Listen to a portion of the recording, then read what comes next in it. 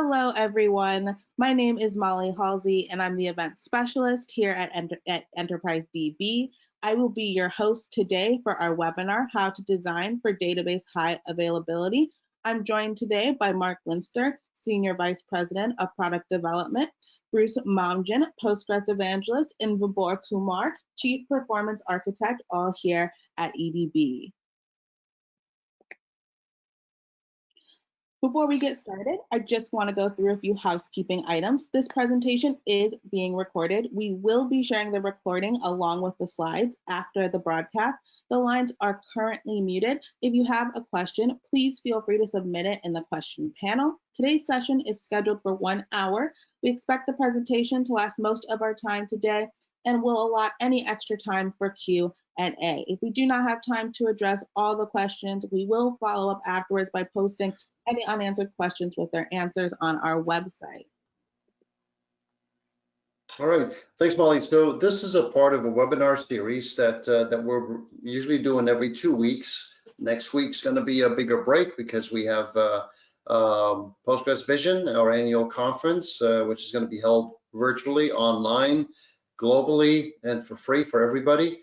But usually we have these webinars every 2 weeks. In the past, we had a webinar about Postgres books, database administration for Postgres, new ways to integrate Oracle and Postgres database strategies. Today, we will talk about the design for high availability. And then 4 weeks down the road, after Postgres Vision, we will talk about the using the Postgres tuning wizard in the Postgres Enterprise Manager.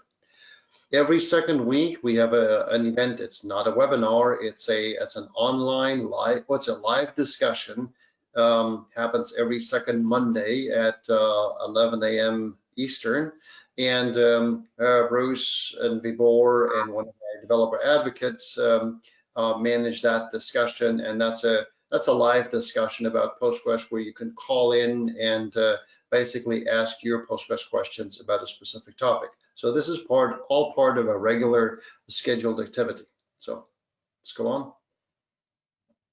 So as I said, next week we will have Postgres Vision. It's on the 23rd and the 24th.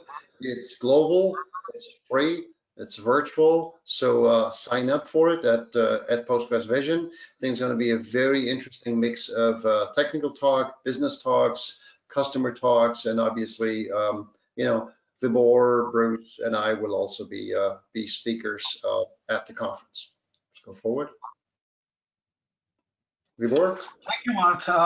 So the agenda of this particular session is we are going to explore the evolution of the Postgres application, how it came in the picture, how the application got evolved in the Postgres SQL.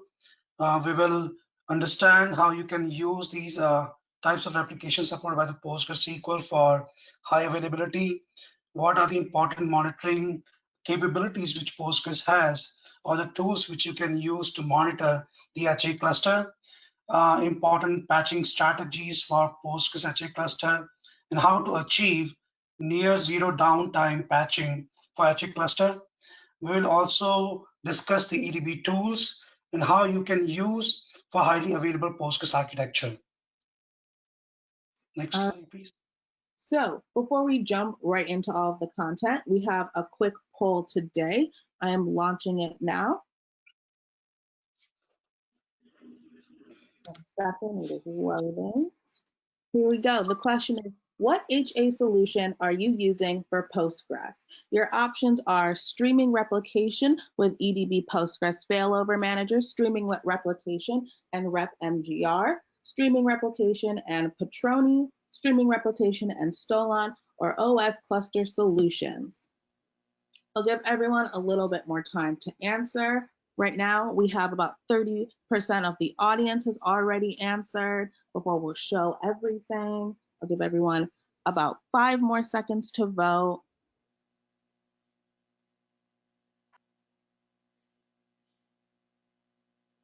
All right, I am going to share the results now.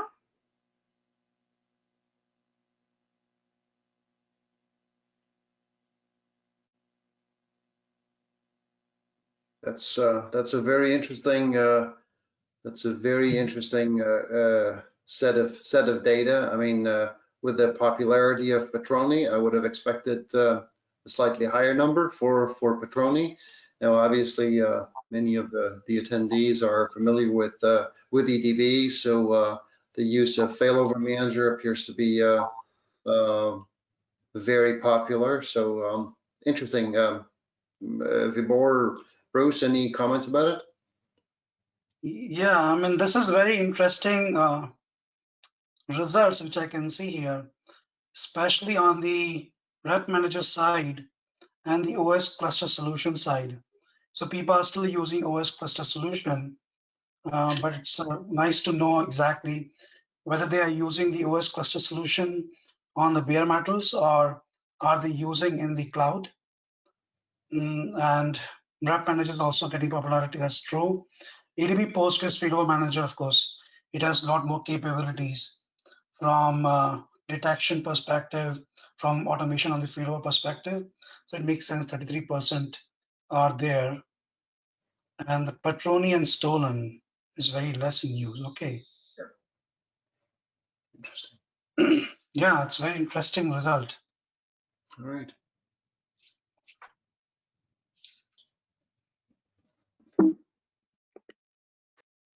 All right. So I think we can start with the high availability. We will first try to explain you what is high availability, right? Next slide, please. So high availability is again a kind of you can think about as a characteristic of a system which aims to ensure the agreed level of operational performance or operational uptime, which it guarantees. There are three important key principles of the high availability. One is called eliminating single point of failure, which means adding more redundancy into the system so that during failure time, the other system can take over the primary server. Reliable crossover, there should be some way in the redundant system or some automation so that user can switch between the servers, or in some kind of failure, other system should be able to take over the primary server and should be able to make sure that it is giving all the services and services are available for the users. Detection of failure is another principle where if you have first and second covered properly, right, then user may not see any detection or any failures, and system will be able to recover from any kind of failures if there is a failure occurs in the whole high availability solution. Next slide, please. So there are some key metrics of the high availability. These are very well known terms in the industry. Recovery point objective, which is defined by the business continuity planning.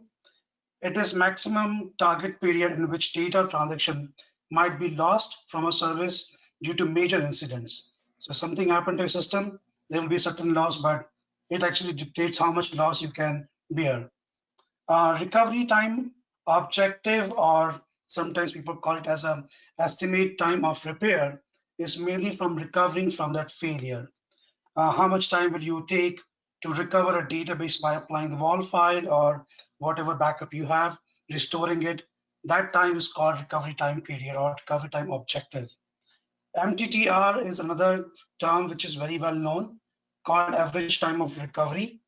And the GRO, which is geographic recovery objective. This comes into the picture when something happened to your one data center into one geography and you're fading over to the another geography, another region. Like if you have one data center in US East and one data center in the US West, something happened to your US East, how much time would you take to recover something on the US West side? And of course, there is another term called maintenance windows, which people keep it for applying any specific patches like security patches or bug fixes. These windows are very, very important. So when you look at these key metrics based on this, people define the high availabilities. And high availabilities always get measured into number of nines. How many nines can you get out of the high availabilities? For example, if somebody says system is going to guarantee 99% of high availability, it means you have 3.65 days of downtime in an year. So this is the key parameters, and based on these RPO, RTO, MTTR, GRO, maintenance windows time, people actually claim exactly how much high availability they are going to give for their systems, whether it's a database or whether it's any user application systems. So before we go further, high availability is a key thing, and Postgres got a lot of features around it. Mainly the key features called replication, which helps you to build redundancy for the database. PostgreSQL 7.1 got the write ahead log capability. Before 7.1, there was no write ahead log for any kind of activity in the PostgreSQL. Every file, every activity needs to be fsynced. And in 7.1, community added the write ahead log, which actually reduced the fsyncing of data files, but fsyncing of the WAL file was still there. And the checkpointer process got added from the scalability perspective. That was an interesting design, and that's why we got more performance in the PostgreSQL. And during that period, there was no replication capability, and community decided that they don't want to introduce that capability directly into the PostgreSQL, and that's why Sloaney, Londeside, all those solutions came in the picture. Sloaney and Londeside were the trigger-based application. They are still available for some of the versions, which you can use for replicating data from source to the destination or between two databases node. Very interesting capability. In PostgreSQL 8.0, we got the point time recovery capability in the PostgreSQL. It means the WAL file which got introduced in 7.1, now we can archive those WAL file, can apply it on a base backup if we take from the PostgreSQL. It makes life easier because before this archive solution, we had only logical backup capability in the PostgreSQL using pgdump and pgrestore. And for bigger databases, it was like it was a very difficult job because it used to take a lot of time to take the backup. Now with incremental backup using the WAL file, using the WAL files and the base backup, you will be able to recover all the data which you have. That was in the PostgreSQL 8.0. Now after 8.2, again in 8.2 version, we got a new tool or new binary called PG Standby, which added the capability called warm standby. In 8.0, we had the warm point of recovery. Using that archived WAL file and applying it directly on the server where you have the backup, you still have some kind of a warm standby. We can say kind of replication of your database, which is not fully available for you right now. But in case of failure, you can easily promote it to become a master or primary server where you can ask your application to connect and perform the transactions. But in 8.2, we got a special binary called PG Standby, which standardized the deployment of the creation of the warm standby out of the PostgreSQL backup. That was a key capability which we got. And again, PG Standby made life easier for most of the people. And but still, there was some kind of a replication capability in the PostgreSQL. In PostgreSQL 9.0, actually we got a true capability. We got two important features. One, while the database is in recovery state, users still will be able to use it for read purpose. And that's why the definition came as a hot standby. The hot standby is a capability of a system which is still in the recovery mode, but you still will be able to use that system for read purpose, read query purpose. And that capability came in the PostgreSQL 9.0. With that, there was one more capability got added that was mainly around standby could make a connection to the master using the libpq protocol and can stream those WAL files directly from the master. And those two important capabilities really added a lot of value to the PostgreSQL. True replication feature came in the PostgreSQL 9.2. Again, there was a 9.1 version where we got some extra capabilities around how you can create those standbys using PG-based backup. There was one more capability we got, synchronous replication. Now you can have a standby or master standby with a zero data loss. But with the synchronous application, we had some issues because if your synchronous standby is down, you still face some kind of a downtime. Because if standby is not available, master cannot ship the WAL file to the standby and cannot actually send a commit statement to the application. Application will always be in a state which waiting for a response from the master. But again, that was a small drawback of the synchronous standby, which got evolved over the period. With that, we also got some new functions in the PostgreSQL, like PG last transaction replay timestamp, which could help us to monitor the lag of the standby. That capability wasn't there yet. In 2012, we got the cascading application, and then in 9.3 version, we got the timeline switching capability. Again, you can see the evolution of this whole application capability. In 9.4, we got logical decoding, and again in version 10, we got logical standby capability in the PostgreSQL, and now in version 12, we have more capability around the replication, because now you can change the primary IP address on the standby side without restarting the server. So you can see the maturity of the whole replication in the Postgres has gone very good in the version 12. Next slide, please. Now let's look at the first principle of the high availability, that is eliminating single point of failure. Next slide, please. As per the first principle of high availability, we need to have a mechanism in the system which could help us to avoid the single point of failure. And in PostgreSQL, we have three ways to achieve the first principle of the high availability. One, we could build a system in which standby can receive the WAL files from the primary server in the form of the archived WAL files.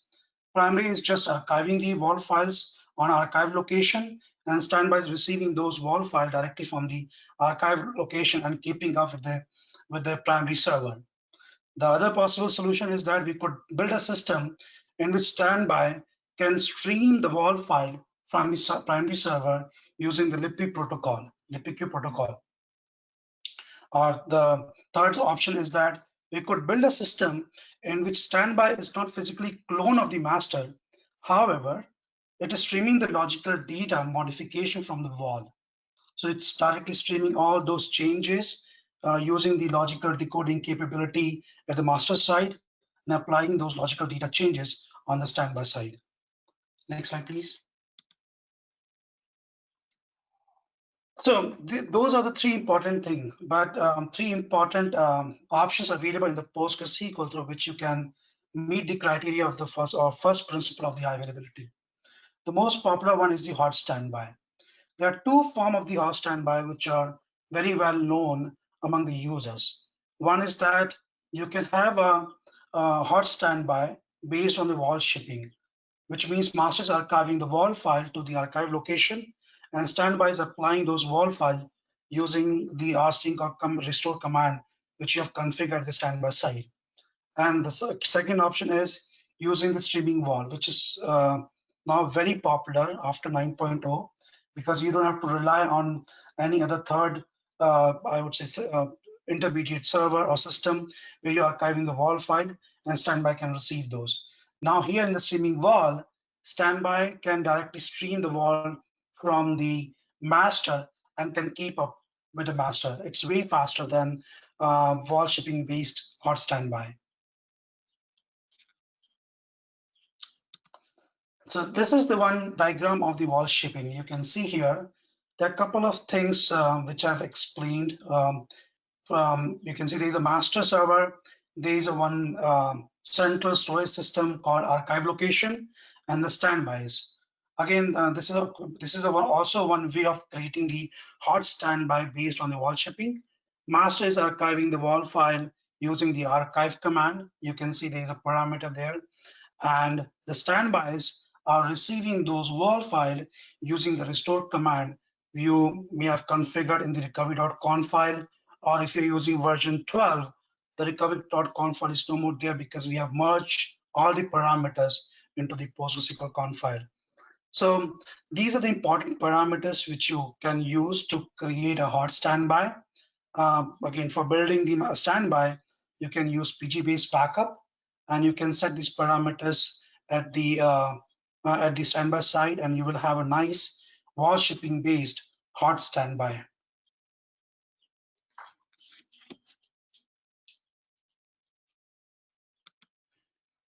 With the hot standby, of course, user always asks for the way to monitor the system, right? And that's why we have for WAL shipping based hot standby, we do have some functions which user can use to monitor how the system monitor the standby, overall how the HA system is working, whether standby is keeping up with the master or not.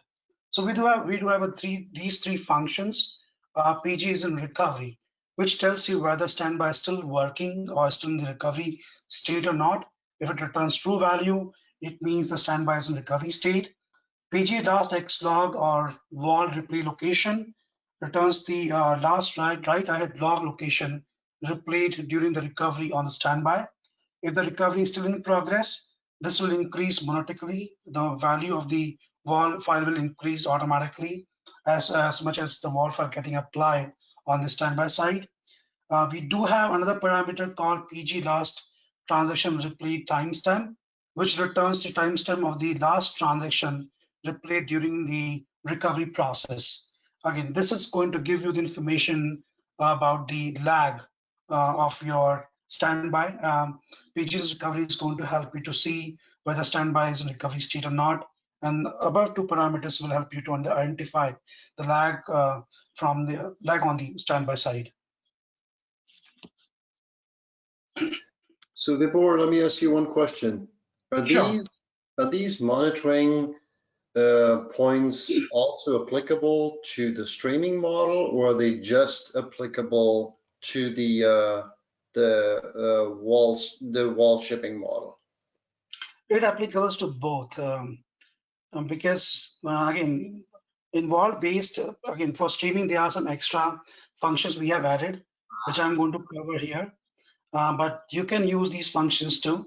But remember, for these functions not really giving you better insight about whether your standby is still connected to the master or not, whether something is broken or right, or maybe there is a delay in shipping the WAL file coming from the archive location to the standby.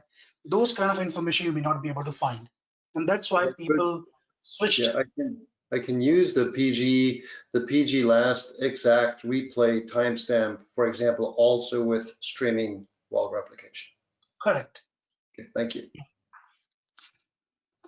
So other one, this one is the streaming replication. You can see there are many parameters than the WAL shipping based hot standby. You have to make sure that your HPA conf file is configured properly so that standby can make connection to the master using the libpq protocol. There are important parameters which you can see in this, like mainly WAL sender and replication slots, all those important parameters you would like to set on the master side. Now here, interesting thing you will observe, I'm using here called primary slot standby. Primary slot for replicating the data from the master to the standby. The replication slot is a feature which community added into the PostgreSQL. Again, this capability adds some intelligence into the master, that master knows how much WAL file it has already shipped to the standby, right? And in case there is a network glitch or something, standby will be able to make connection to the master and can ask where it left. So this is the kind of building a new intelligence into the master system itself. That's why I always recommend people to use replication slot when you're using the streaming replication. It makes the whole HA master and standby system more stable. And in case there is a lag or network glitch happen, due to which the standby was not able to communicate to the master, still will be able to communicate and can keep up with the master as soon as the network established. So these are the important, again, replication slot is important capability, but with replication slot, there is another thing comes another responsibility comes with DBAs. The responsibility for monitoring the master and standby both.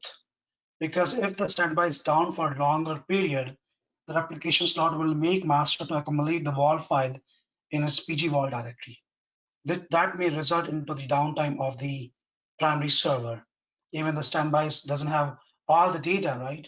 But master can go because of disk space, it can go down. So that's why monitoring with the replication slot is a key thing.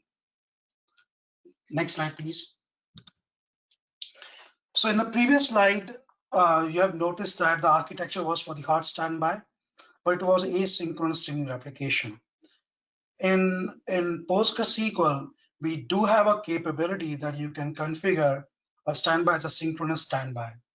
For that, there are special parameters available called synchronous standby rep names, where you can mention the name of the standbys. And there are a couple of format available for this parameter. One is called first one, which means if you have two standbys like standby east, standby west, and if you use this syntax, the primary server will make sure that whatever transaction it is receiving is going to make sure that the transaction got received by one of the standby. To make it more robust, to make sure that everything is, whatever you are writing to a master is also available on one of the standby. In the same way, there is another format called any3. Any3 format makes sure that whatever is in the list 3 of the standby should receive the transaction from the master before master confirm the transaction commit to the application, right? There is one more important parameter called synchronous commit. It has many options like off, local, remote write, and on, remote apply. When you use synchronous commit equals to off, you goes into the asynchronous streaming application mode. When you use local, again, off and local both are for the asynchronous streaming application. But when you go with the remote write value for the synchronous commit parameter, then transaction commit is acknowledged to the client only after the servers specified by the synchronous standby names. That is whether first one or any three. If you use on, it means it's going to make sure that whatever WAL received by the primary standby got flushed down on the disk. In the remote apply mode, my primary is going to confirm the commit if standby has already applied that particular transaction. So you can see there are many different options available for the synchronous streaming replication. Next slide, please.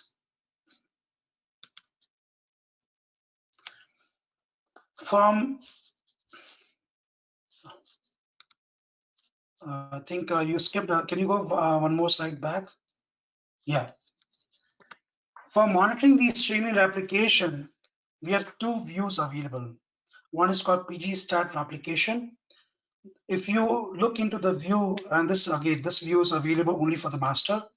If you're connected to the master and you execute a query like select star from PG stat application, it will give you the information about the standby connected to the master, and it will also tell you the progress of those standbys. You can calculate the lags from the master itself using this particular view. So it is very, I would say it has a lot of detail about the standbys than using those normal functions available on the standby side. It gives you the information about sent LSN, write LSN, the LSN of the WAL file which got flushed on the standby side. But let's say if you want to monitor the status of the application at the standby side, you can use the another view called pgstat WAL receiver.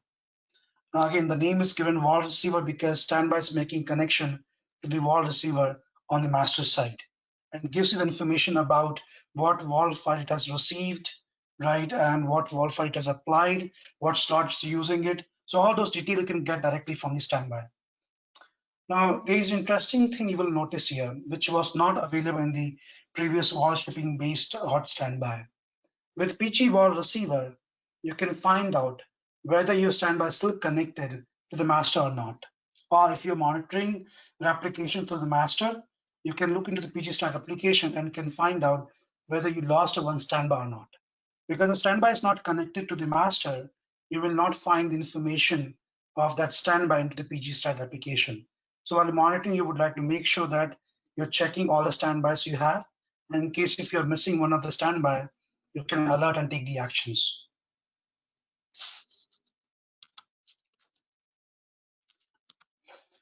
So so you can see there are a lot of standby capabilities. We have different kind of standbys you can build in the PostgreSQL to meet the first principle of the high availability. The other two principles is a reliable crossover and detection, which is mainly about changing the role of standby to be a primary in case primary is down or old primary is down, or in a mechanism which can help you to detect any kind of failure and can help you to automatically promote one of the standbys. Next slide, please. So we do have one tool called EDB Postgres Failover Manager. This tool helps in building a system which can automatically detect any kind of a failure and promote a standby to be a master. Again, from the reliable crossover point of view, EDB Postgres Failover Manager is a key thing which people use, and it is supported by the Enterprise DB. Any questions? All right. So this is the one typical architecture which you can see where we have master and standbys and EDB Failover Manager agents on each nodes. Again, for EDB Failover Manager, you need to have at least 3 nodes.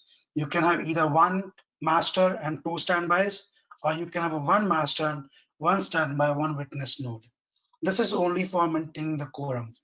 That's why there is a formula if you want to build a node based on EDB Failover Manager. We have a formula called 2n plus 1, where n will be the amount of nodes you want to have. So you can see in this case, EFM agents are running on each of the nodes, and there are dotted lines also coming out of the EFM agents. The hard dashed line means EFM is continuously monitoring the local database, which you can see there. And the dashed lines means it's going to connect to the remote database based on the request from the other agents. So you can think about this way: in case something happened to the master, EFM agent is not able to make connection or not able to make connection to this master, then what's going to do, it's going to ask its peer, which is EFM agent 2 and EFM agent 3, to confirm if the master is really down. So EFM agent 2 and EFM agent 3 will try to make connection to the master, and if they fail, they notify to the EFM agent 1. And based on that notification, EFM agent 1 will ask EFM agent 2 and 3 to go for promoting one of the standby to be master. That's a very strong capability. Again, EDB Failover Manager uses the J group. J group has a lot of capability to identify node failure or make sure that it is not really a network issue due to which the connection is not getting established. So the whole EFM agents and the communication takes care of those kind of issues. With this, EFM agents also resolve the split brain issue, which you may see in some of the failure situations. EFM agent or EDB Postgres Failover Manager makes sure that if the one database is down, it should not come automatically online while there is already one master in the cluster. So it takes care of those situations very well in case of failure.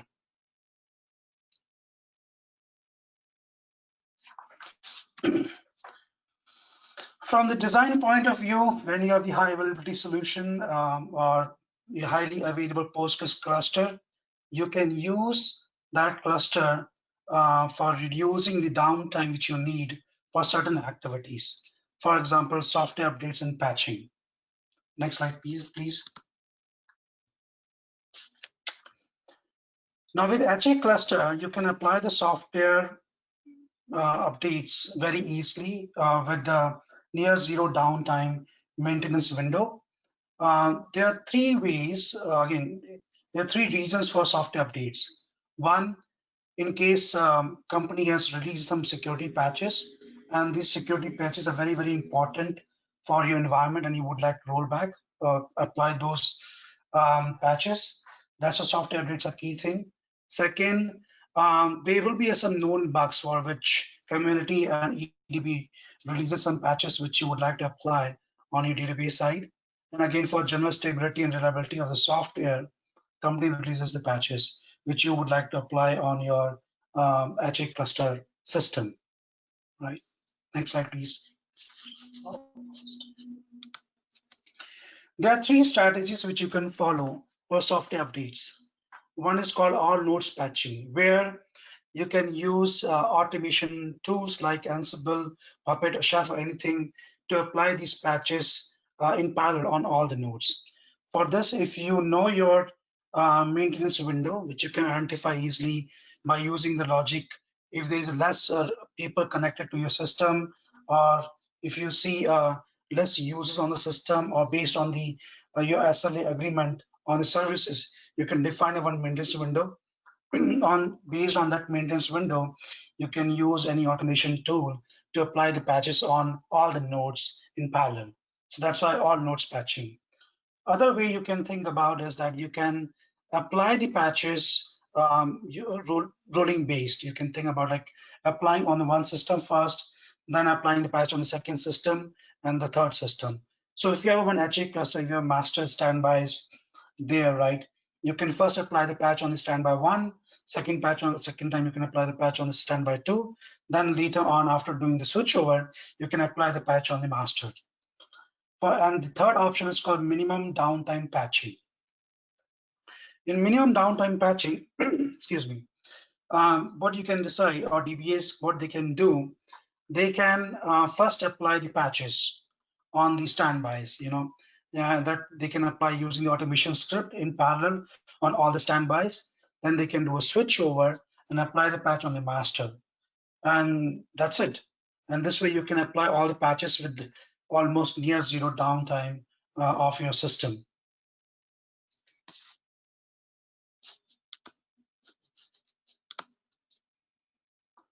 So let's have a look. If you are building or designing a one H.A architecture, using all the capabilities of the PostgreSQL, thinking about monitoring using those functions, right?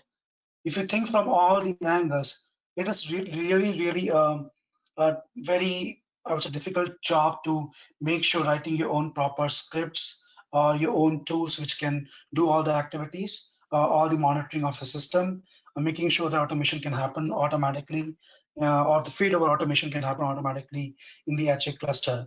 So keeping all those components in the H.A cluster, EDB has many tools available for the users.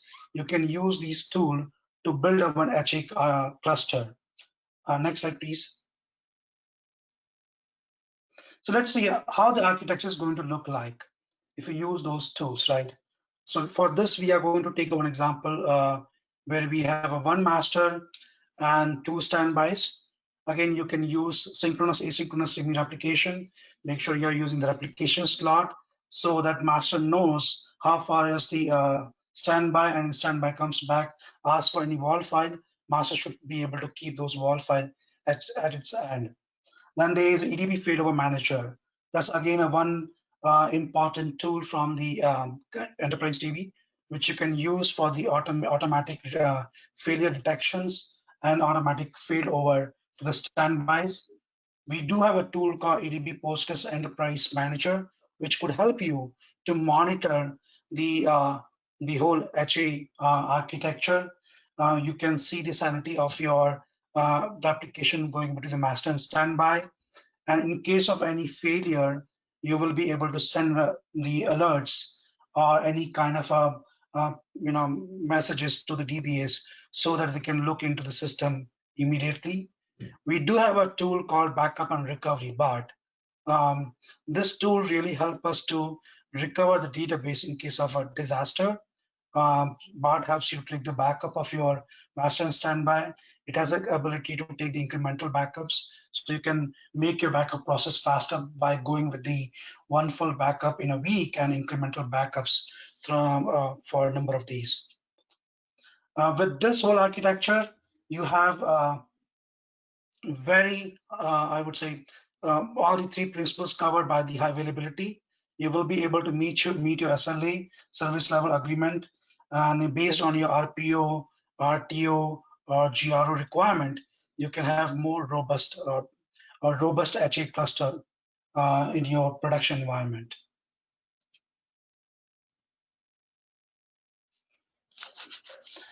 So in short, you can have highly available solution implemented around the PostgreSQL using the components available in the PostgreSQL, like hot standby streaming replication.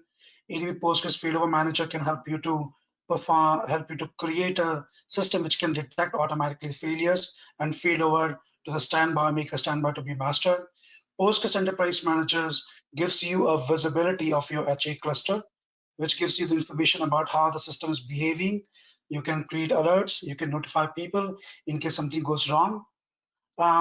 Again, using these tool sets, you will be able to meet your SLA. You can have a near zero downtime software maintenance.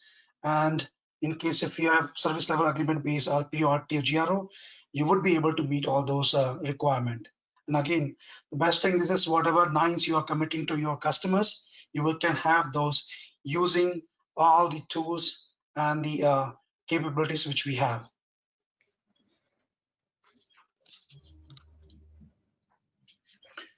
And there are some resources available. These are the important topics. Again, we have a blog series, a series of blogs which we posted around the high availability.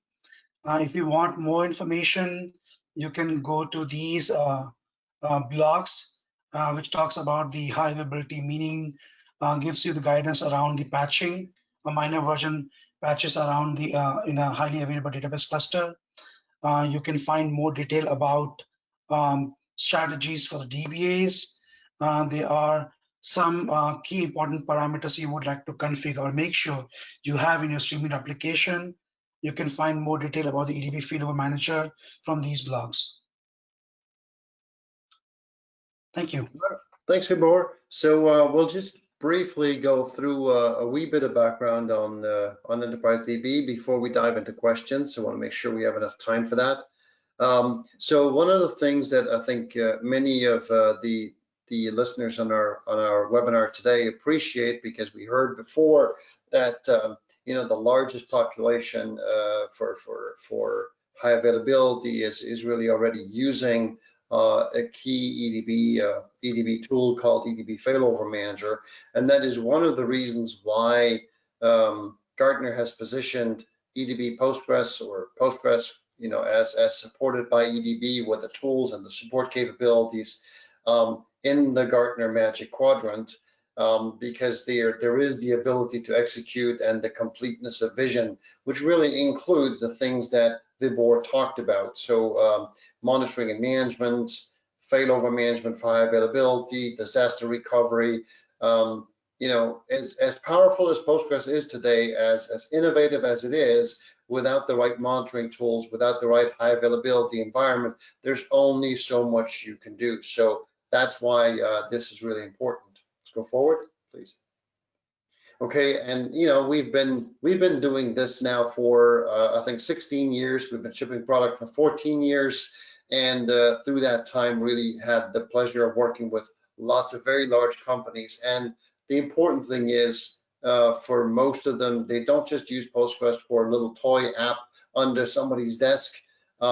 It's serious high availability. So we learned a lot of the high availability things the hard way, because we had customers who really want to push the boundary towards 4 nines, 5 nines, and really, you know, want to make sure that something like split brain doesn't happen, that they have geographic failover, all those things.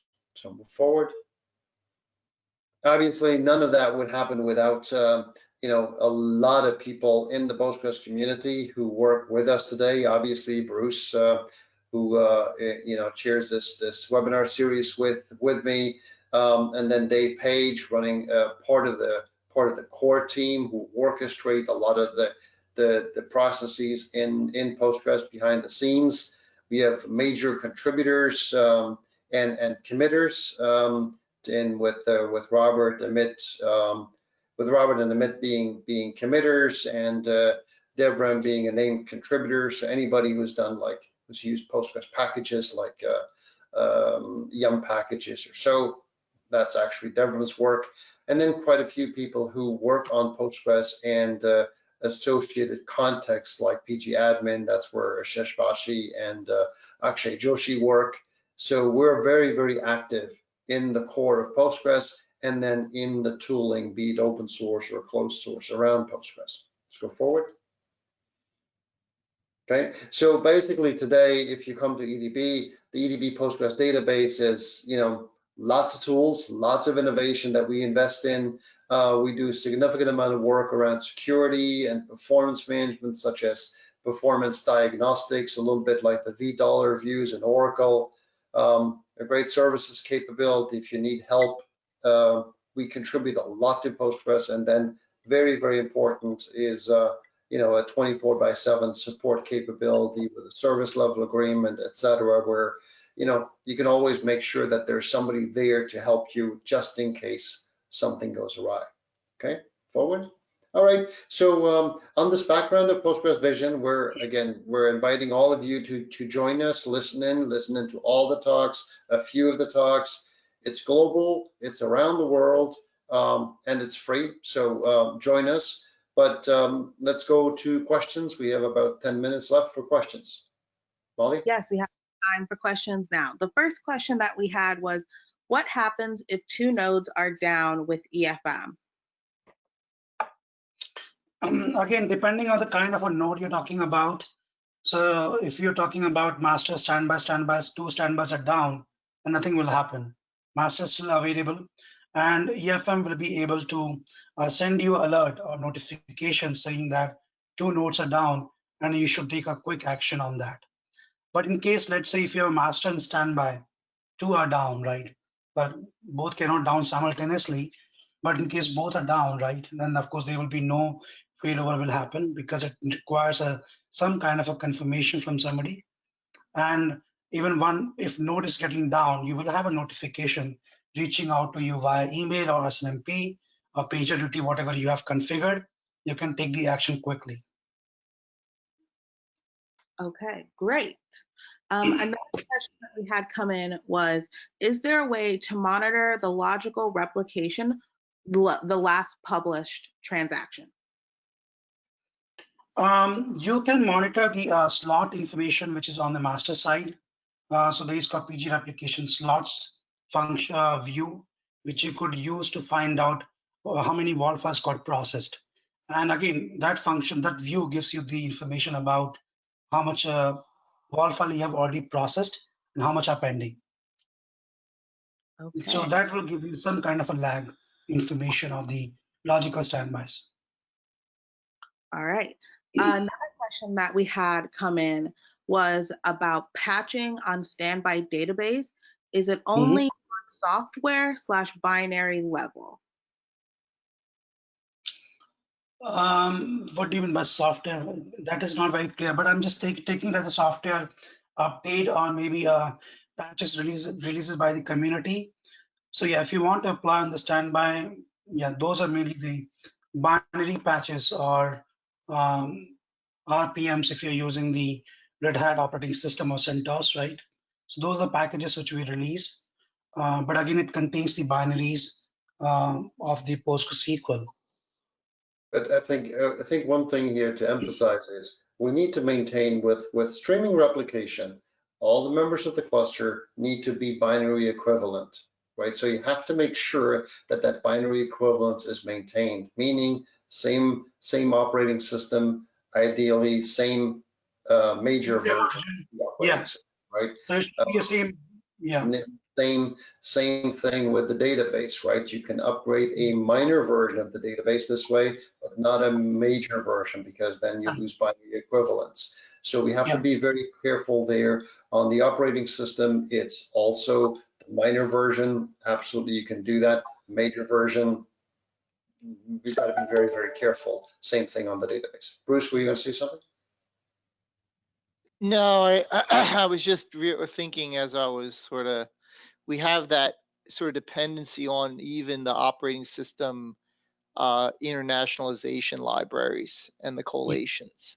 Correct. And how they affect, we talked about in Postgres Pulse actually 2 weeks ago, how they affect the ordering of the indexes and how those have to match on the primary and the standby. And if you're doing an upgrade, how do you make sure that they're both running the same collation libraries at the same time and you don't stagger them, and how that sort of works against sort of doing rolling upgrades? I was just sort of thinking in my head. Okay.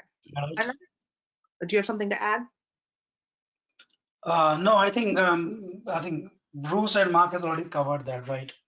Just make sure that when you are applying the patches, there is no glibc changes. Or if you're using the ICU capability, which is now part of the PostgreSQL 2, you'll be fine. But yeah, it's only for the minor version update. If you're going for the major version upgrade, there's a completely different method. Okay, great. Another question we had was, can we do a failover without the witness server? Well, you need to have at least 3 nodes in the cluster for the failover. So in case if you don't want to keep a witness node, you can have one more standby, but you cannot have the failover properly done between 2 nodes cluster. Okay. Another question we had, we're going to do 2 more questions before we end the session. The first one is, how can we reduce the downtime to perform a major version upgrade? Yeah, so the key thing is this, in PostgreSQL now we have a logical standby capability. So logical standby allows you to run or stream the data, logically stream the data between 2 different major versions of the PostgreSQL. So what you can do, you can create a one logical standby, first upgrade that logical standby, and then upgrade your master. So this way you can maintain the high availability, plus you can do the quick upgrade or easy upgrade from one version to another version. Okay. And then the last question that we will take today is, can PEM monitor all EFM agents? Yes, it does. So PEM does monitor the EFM services too, and it also actually check the status of your standbys using the EFM. All right. Well, that is all the time we have today for questions. Any questions that went unanswered will be posted on the landing page, which you can find on our website, enterprisedb.com. It will be up to before the end of the day. You'll be able to find it in 24 hours. Thank you all for joining our session today, and I hope you have a great rest of your day. Thank you. Thank you.